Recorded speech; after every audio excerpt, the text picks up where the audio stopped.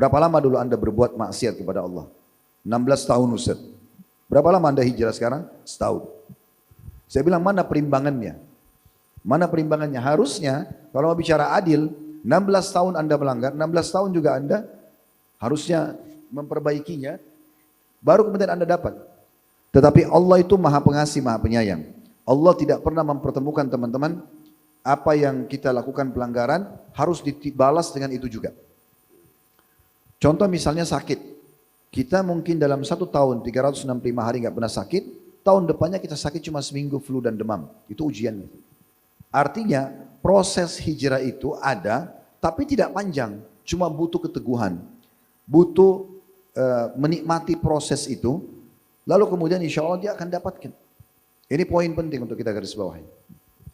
Yuk jadi bagian dari dakwah kami. Dukung operasional dakwah dan sosial kami, raih pahala amal jariah yang terus mengalir sampai hari kiamat. Ya, Assalamualaikum warahmatullahi wabarakatuh. Alhamdulillah, sebagai seorang muslim, kita selalu mengucapkan 2 susunan kata ini. Alhamdulillah, sebagai tanda syukur kepada Sang Pencipta Allah Subhanahu wa taala. Terlalu banyak nikmat Allah Bapak Ibu sekalian yang melimpah kepada kita, bermula dari kita waktu masih baru lahir sampai pagi ini kita kumpul bersama-sama di tempat ini dengan tujuan baik tentunya. Terlalu banyak melimpah nikmat Allah dari makanan, minuman, oksigen, air, kesehatan dan segala macam hal yang Allah bolehkan kita menikmati selama halalan thayyibah, dibolehkan dan juga berkualitas serta diikuti dengan syukur. Dan luar biasanya Allah mudahkan syukur itu dengan 2 susunan kata ini. Alhamdulillah. Dan Allah maha benar dengan janjinya dalam firman surah Ibrahim, La in syakartum la azidannakum. Kalau kalian bersyukur, maka pasti aku akan tambah. Maka banyak bersyukur akan menambah nikmat tersebut. Termasuk Allah mudahkan kita, dimulai dari jajaran semua pengurus yayasan kampus UPI, dan juga mungkin semua jemaah yang sudah menjawab undangan ini, semua teman-teman tim termasuk Kang Uki sama teman-teman yang datang dari Jakarta, semua ini tentunya sebuah nikmat yang tidak terhingga. Karena kalau bukan karena ketentuan dari Allah, kita tidak akan duduk bersama-sama di sini.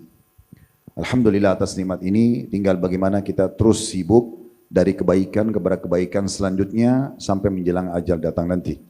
Selanjutnya kita panjatkan salam hormat kita kepada utusan Allah Nabi besar Muhammad sallallahu alaihi wa ala alihi wa sahbihi wasallam, sebagaimana Allah telah perintahkan kita untuk mengucapkan salam hormat tersebut. Kalau tadi masalah transformasi sebagai judul yang dipilih, sederhana sebenarnya definisinya itu adalah perubahan. Perubahan ini memang harus ada dalam hidup kita Bapak Ibu sekalian. Harus ada. Cuma memang tinggal orang itu mau berubah menjadi lebih baik atau menjadi lebih buruk. Sebagai contoh misalnya realita dalam kehidupan sehari-hari, kalau orang ingin lebih sehat, dia harus punya transformasi. Dari keadaan dia, keterpurukan misalnya, tidak pernah olahraga, tidak pernah perhatian dengan makanan dan minuman yang sehat, tidak hidup di lingkungan asri, tidak mengatur pola tidur yang sehat misalnya, maka dia akan kepada keterpurukannya. Di sini dia butuh transformasi kepada perubahan yang membawa lebih baik. Makanya biasanya dokter sarankan untuk mengubah pola tidur, pola makan dan segala macam. Itu juga masuk dalam transformasi. Juga begitu kalau seperti di kampus ini misalnya, kalau orang mau transformasi yang positif, seorang mahasiswa pada saat dia masuk ke kampus, dia melihat di kampus itu terbagi 2 biasanya di kelas. Ada mahasiswa yang berprestasi, ada yang tidak. Nah kalau dia lihatnya mahasiswa yang berprestasi, rajin, produktif, ya, kemudian juga aktif, ya, berinteraksi sama dosen, dia sangat menikmati kurikulum yang ada, dan orang ini melihat kepada orang yang berprestasi tadi, lalu dia mengikutinya, itu transformasi sebenarnya. Bagaimana dia mengadakan perubahan dalam dirinya, mengikuti orang yang lebih berprestasi. Orang seperti ini pasti akan mirip. Buah tidak akan jauh dari pohonnya, siapa yang dia contohin. Seorang dosen di kampus misalnya seperti ini.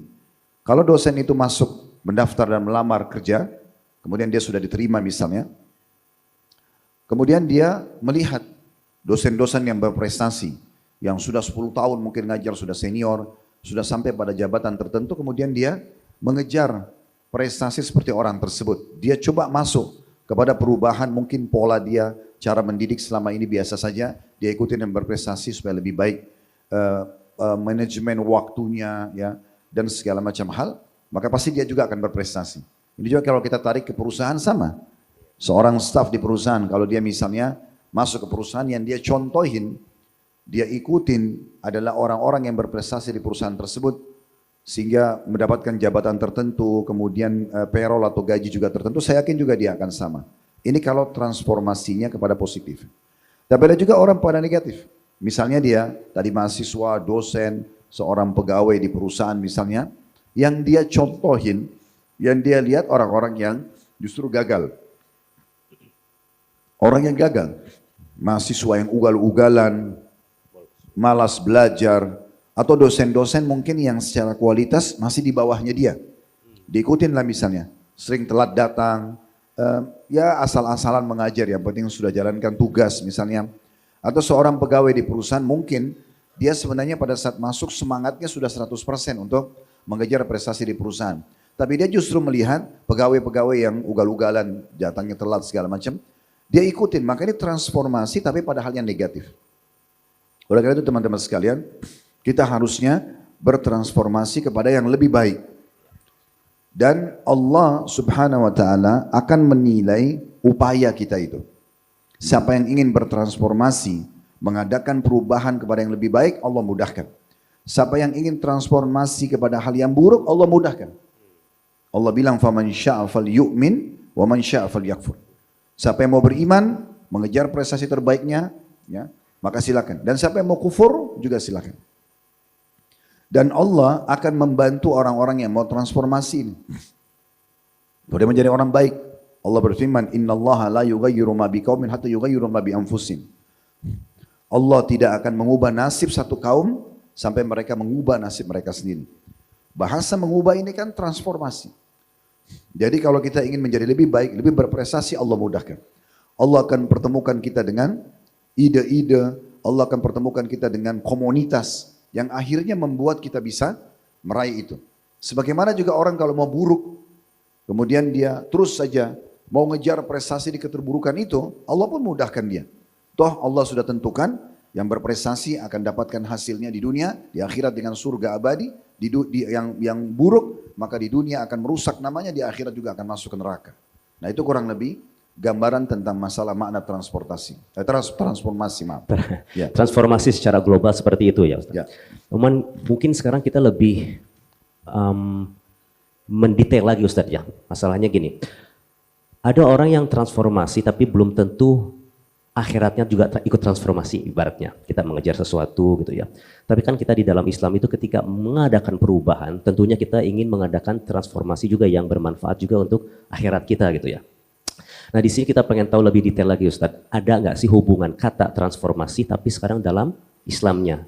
Dan bagaimana mungkin dijelasin secara singkat mencapainya itu Ustadz? Gitu. Ya, biasanya yang lebih mudah dan familiar di masa kita sekarang ini, transformasi itu kepada hijrah. Ya. Hijrah biasanya. Kalau teman-teman pernah dengar orang kalau sudah mulai ikut pengajian, kalau berurusan dengan akhirat ya. Kalau tadi kan kita masih kasih contoh global, masalah pekerjaan dan segala macam. Tapi kalau sudah menuju ke akhirat berarti lebih kepada agama. Nah biasanya makna transformasi di dalam agama itu lebih kepada hijrah. Mungkin teman-teman tidak asing, mungkin juga sama ya. Mungkin dari kondisi yang mungkin sedikit jauh dari agama dulu, sekarang berubah. Nah, transformasinya kepada lebih dekat kepada agama. Nah, biasanya dikenal dengan istilah hijrah. Oke.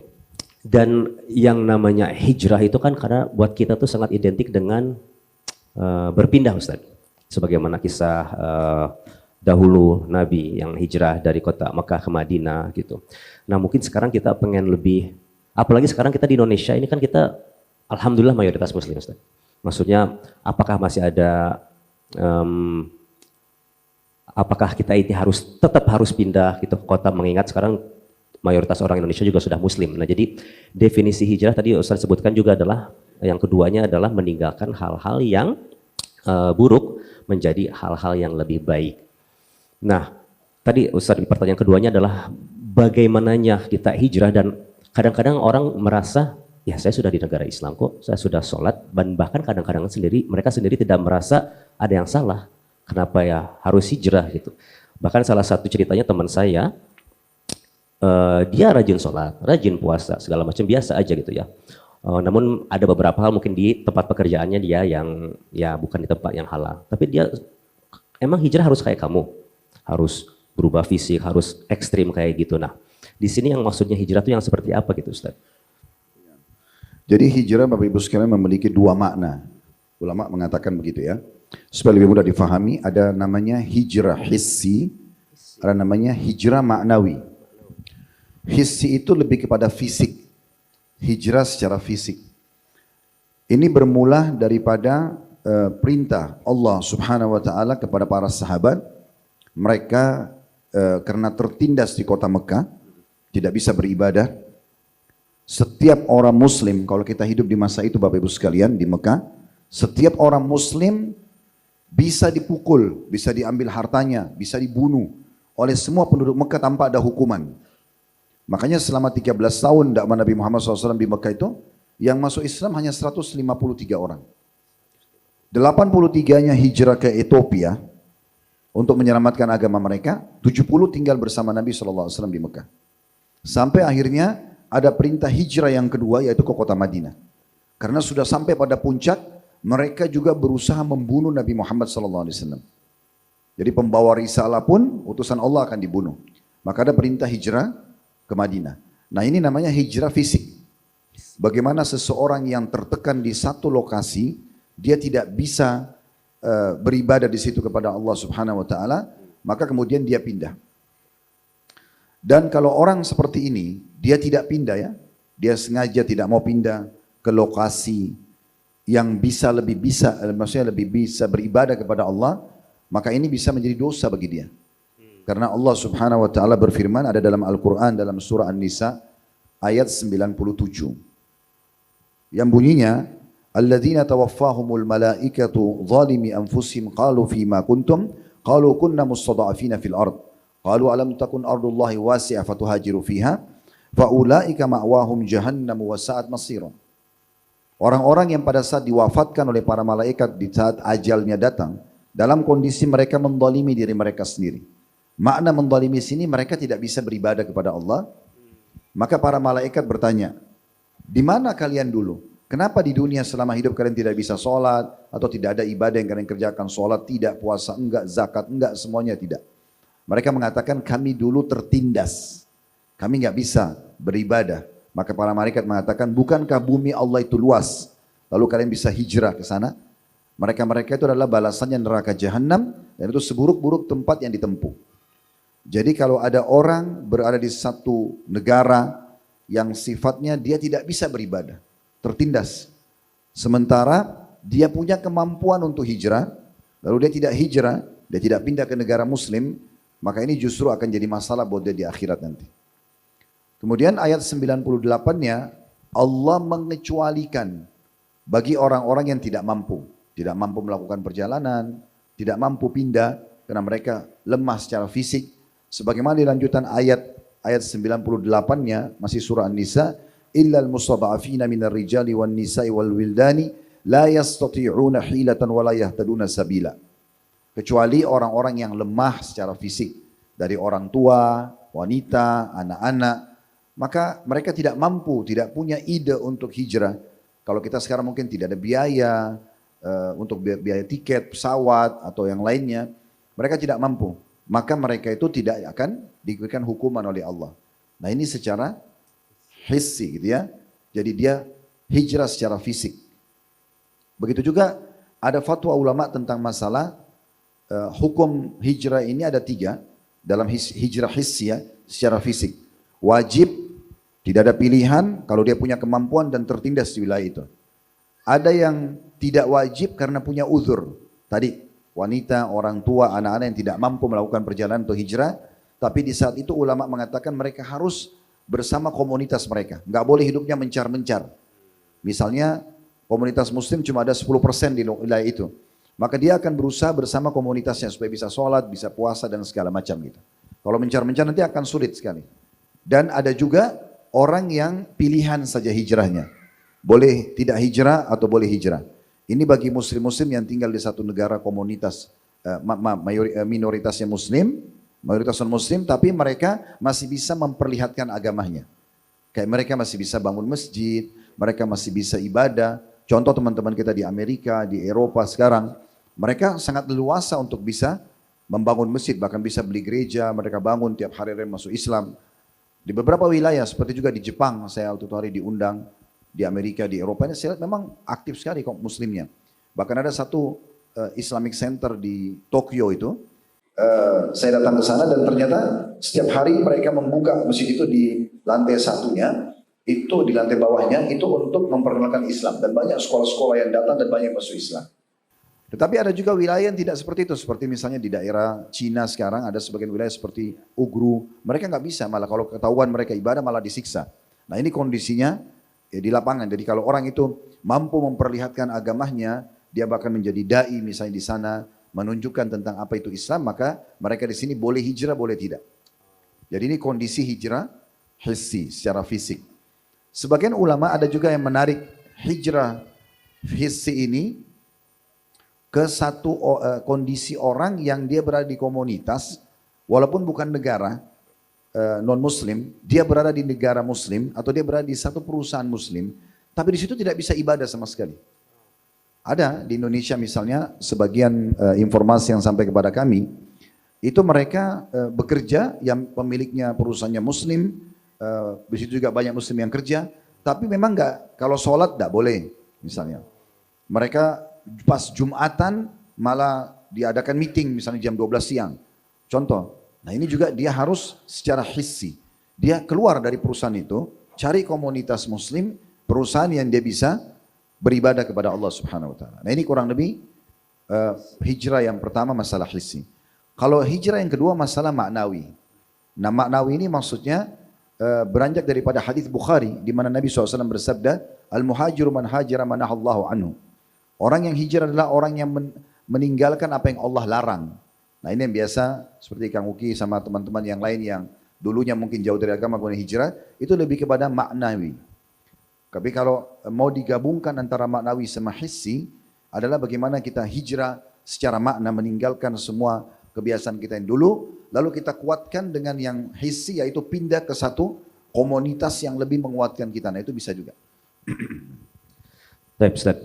Terus tadi mendengar hijrah hissi ya, ada tadi kepikiran saya, kalau misalnya sekarang Amerika dia sudah menjadi negara yang seperti itu, terus Jepang juga, apakah kita sebagai seorang Muslim juga bisa menetap di sana, Ustaz? Misalnya untuk bekerja tapi menetap di negara-negara yang sekarang mereka lagi berkembang Islam.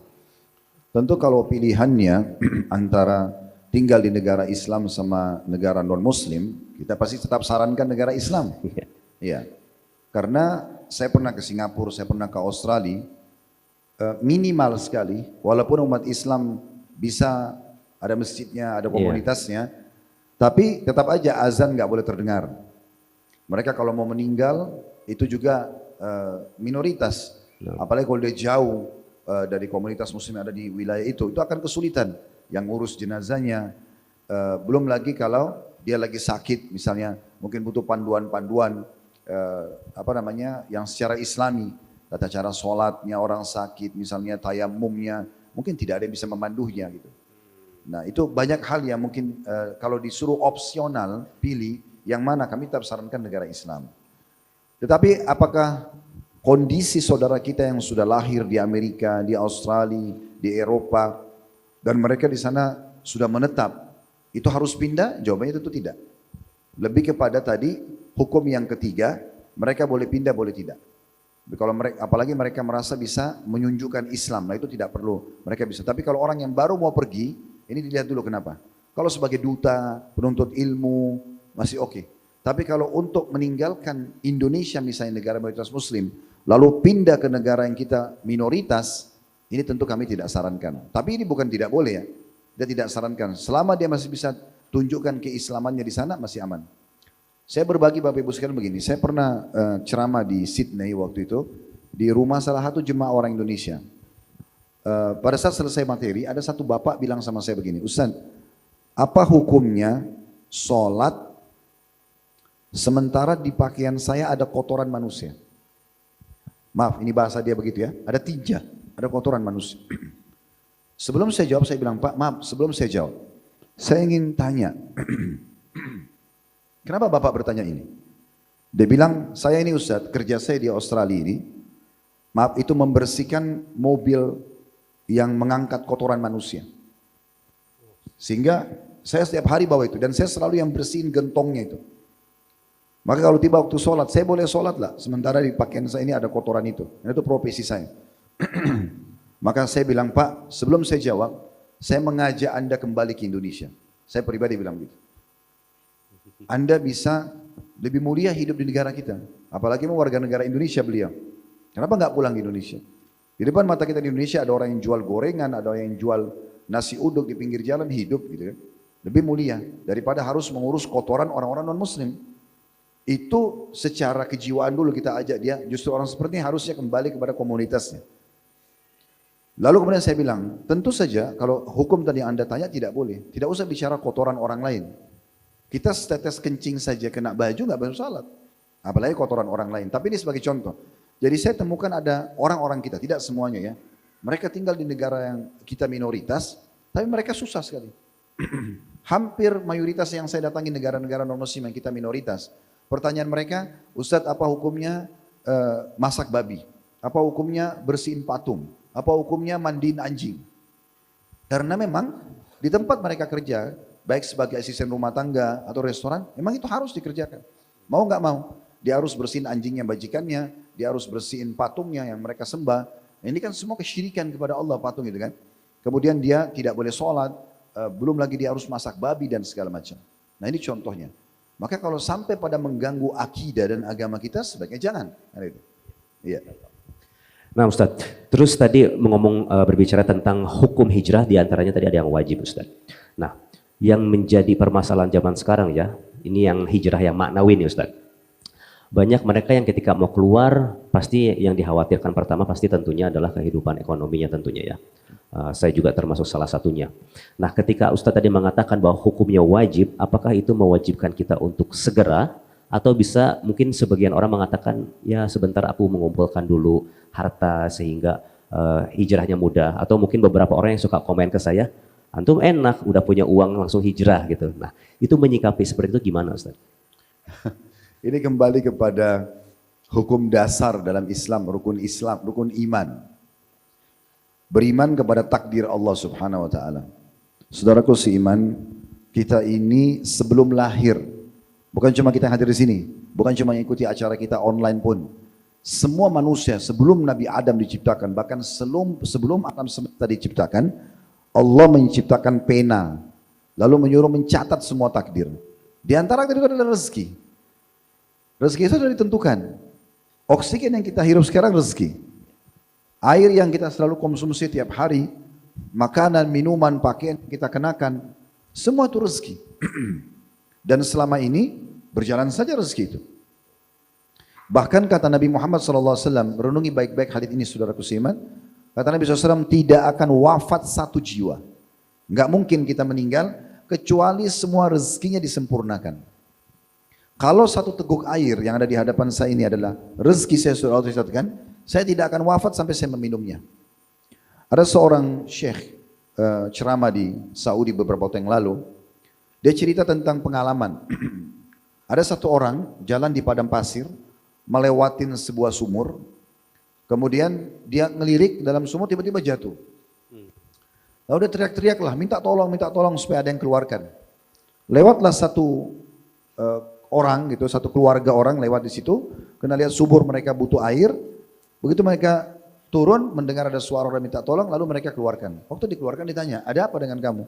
Ceritalah dia, seperti biasa orang kalau masalah begini, kita pun kalau jadi di sumur, tiba-tiba kita akan cerita. Oh tadi saya berdiri di mulut sumur, saya melihat ke bawah lalu saya jatuh. Lalu kemudian orang-orang itu pun menghadiahkan kepada dia sebotol air mineral. Dikasihlah air tersebut, Kemudian orang ini minum. Subhanallah, begitu selesai dia minum 1 botol air mineral meninggal dunia. Kata syekhnya, harusnya orang ini secara hitungan akal manusia, dia mati dalam sumur waktu jatuh. Kepalanya kebentur dan segala macam. Tapi takdir Allah berbeda. Dia harus minum dulu 1 botol air itu baru dia meninggal dunia. Jadi ini rezeki yang harus kita yakini teman-teman sekalian. Rezeki sudah dicatatkan oleh Allah Subhanahu wa taala, tidak perlu ragu.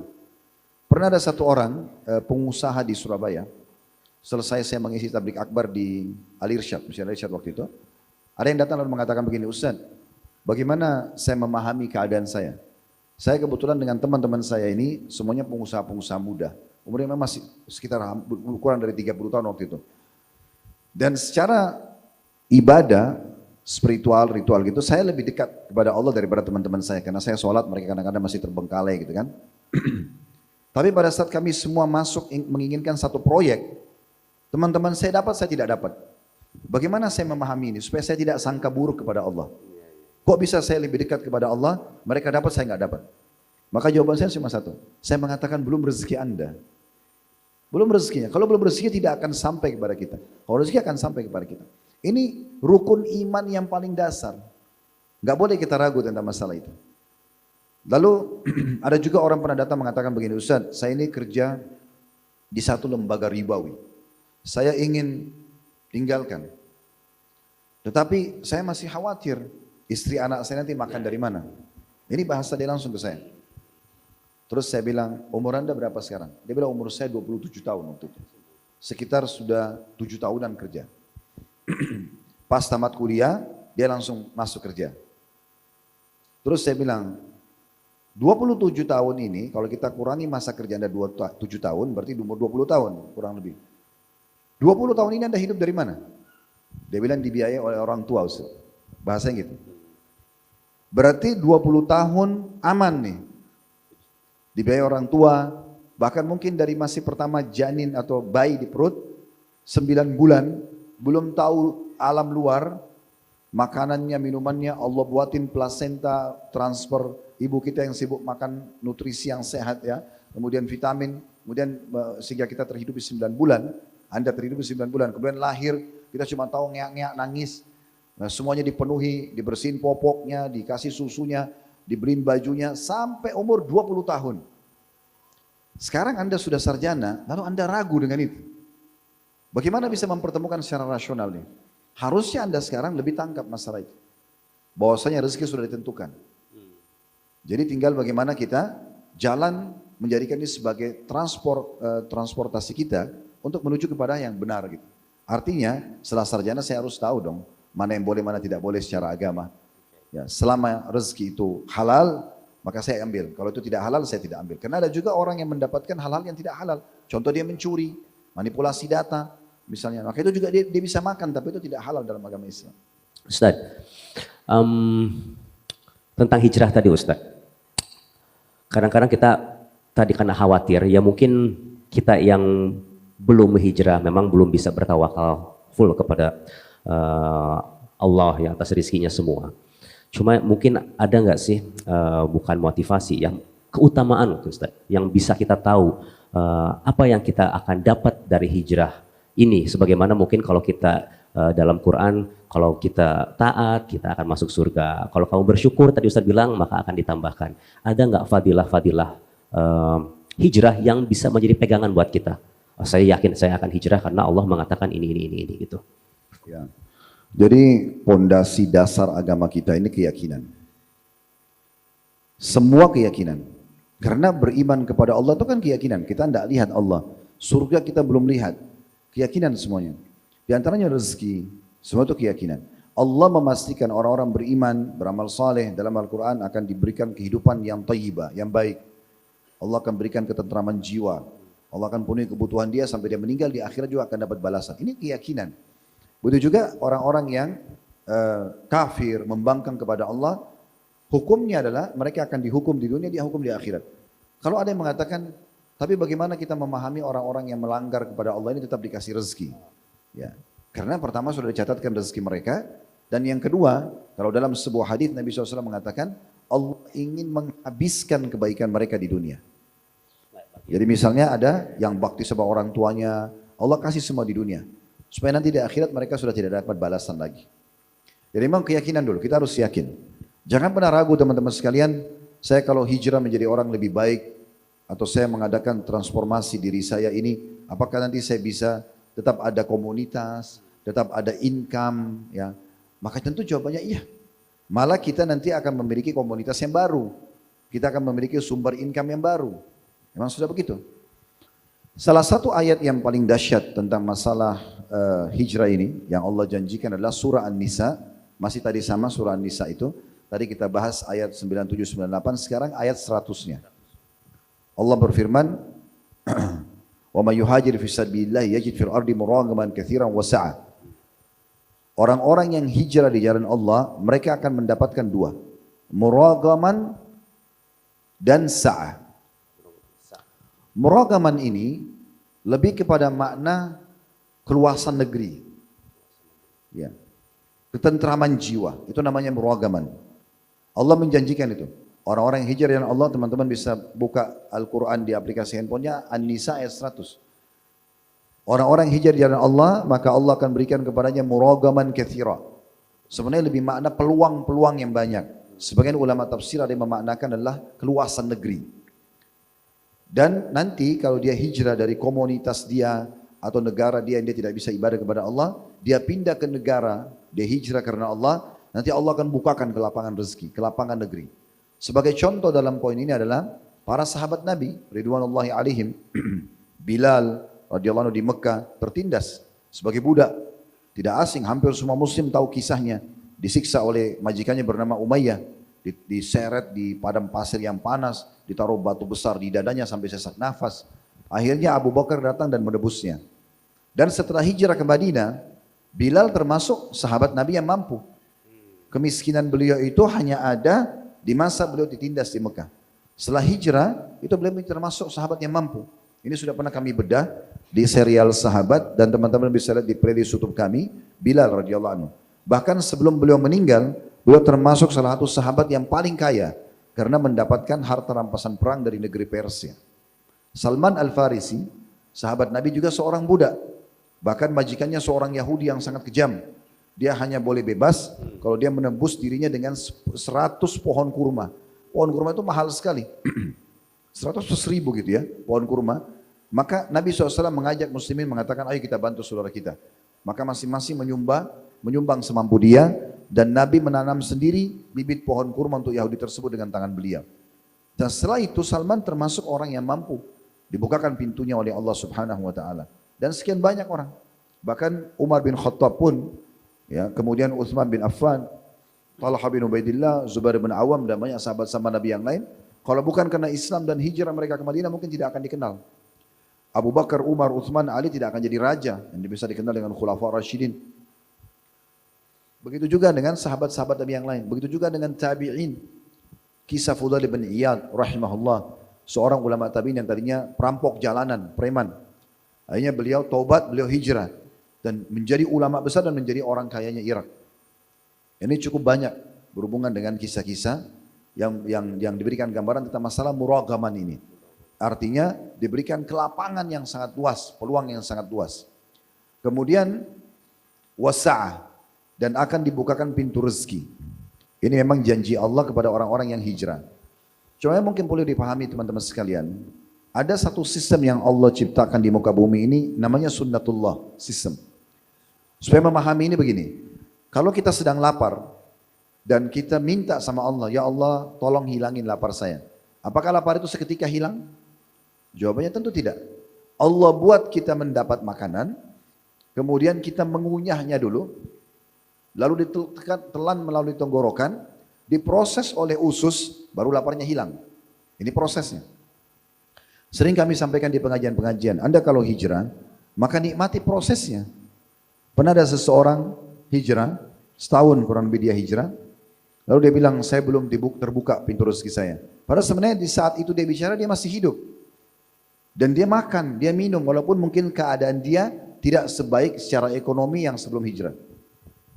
Lalu saya tanya, berapa lama dulu Anda berbuat maksiat kepada Allah? 16 tahun Ustaz. Berapa lama Anda hijrah sekarang? Setahun. Saya bilang, mana perimbangannya? Mana perimbangannya? Harusnya kalau mau bicara adil, 16 tahun Anda melanggar, 16 tahun juga Anda harusnya memperbaikinya, baru kemudian Anda dapat. Tetapi Allah itu maha pengasih, maha penyayang. Allah tidak pernah mempertemukan teman-teman, apa yang kita lakukan pelanggaran harus dibalas dengan itu juga. Contoh misalnya sakit. Kita mungkin dalam 1 tahun 365 hari nggak pernah sakit, tahun depannya kita sakit cuma seminggu flu dan demam. Itu ujiannya. Artinya proses hijrah itu ada, tapi tidak panjang, cuma butuh keteguhan, butuh menikmati proses itu, lalu kemudian insya Allah dia akan dapatkan. Ini poin penting untuk kita garis bawahi. Terus ini Ustadz, yang sering saya alamin dan juga teman-teman alamin adalah ketika kita hijrah kadang-kadang kita berharap komunitas membantu kita. Maka tadi menarik ketika Salman ya yang dia budak harus ditebus dengan 100 atau 1000 pohon itu. Nah kadang-kadang banyak teman-teman kita hijrah, terus kita berharap dibantu sama teman-teman kita. Saya nggak punya pekerjaan, terus mungkin nggak punya uang, tapi ketika mereka datang ke komunitasnya tidak dibantu, pada akhirnya mereka marah keluar lagi gitu. Nah itu gimana Ustadz menyikapi gitu dan bagaimana seharusnya kita sebagai kaum muslimin ketika kita didatangin sama orang yang mungkin kita nggak kenal, tapi dia bilang, akhi Afwan saya baru hijrah, keluar dari pekerjaan, terus saya ya nggak punya uang, tolong dibantu gitu. Itu gimana Ustadz? Jadi pernah ada orang datang kepada Nabi Muhammad SAW, orang ini pengen berjihad. Dalam riwayat lain, dia lagi butuh bantuan uang. Kemudian Nabi SAW mengatakan, saya tidak temukan apa yang kau butuhkan ini. Waktu itu riwayat pertama mau berjihad, dia butuh tunggangan, kuda atau unta supaya dia bisa ikut berperang. Nabi bilang, saya lagi tidak punya. Maksudnya untuk dibantukan, sementara Nabi punya untuk beliau pakai sendiri, untuk berperang juga. Riwayat yang lain dia butuh bantuan fisik uang, kemudian Nabi mengatakan, saya tidak memiliki jumlah yang kamu inginkan itu. Lalu Nabi arahkan, Nabi mengatakan, pergilah kepada si fulan. Si fulan ini kebetulan orang Ansar yang punya banyak hewan tunggangan dan orangnya dermawan. Begitu juga yang riwayat yang kedua, tetap Nabi mengatakan pergilah kepada si fulan, mintalah bantuan uang yang kau inginkan. Lalu dia pun pergi dan dia mendapatkan apa yang dia inginkan. Lalu kata Nabi SAW, siapa yang menunjukkan pada kebaikan, dia akan dapat pahala siapapun yang mengikutinya. Tanpa dikurangi sedikit pun. Maksudnya Nabi menggambarkan, saya tadinya tidak bisa bantu, tapi saya coba alihkan kepada orang yang mampu membantunya. Akhirnya saya dapat pahala karena saya melakukan itu. Mungkin ini dulu pembukaan di pertanyaan tadi antum itu ya. Cuma memang kita harus pahami begini teman-teman sekalian. Dalam Islam kita dianjurkan punya kemuliaan jiwa. Kita dilarang mengemis dalam Islam. Bahkan banyak sekali riwayat-riwayat Nabi Muhammad SAW itu yang melarang mengemis kalau kita masih punya makan 1 hari 1 kali. Dan kata Nabi SAW, siapa yang membuka pintu mengemis maka Allah akan bukakan baginya pintu kemiskinan. Dia hanya boleh kalau betul-betul kita akan mati kelaparan atau anak istri kita memang akan mati kelaparan. Di situ kita membuka pintu hanya sampai batas dia sudah mampu.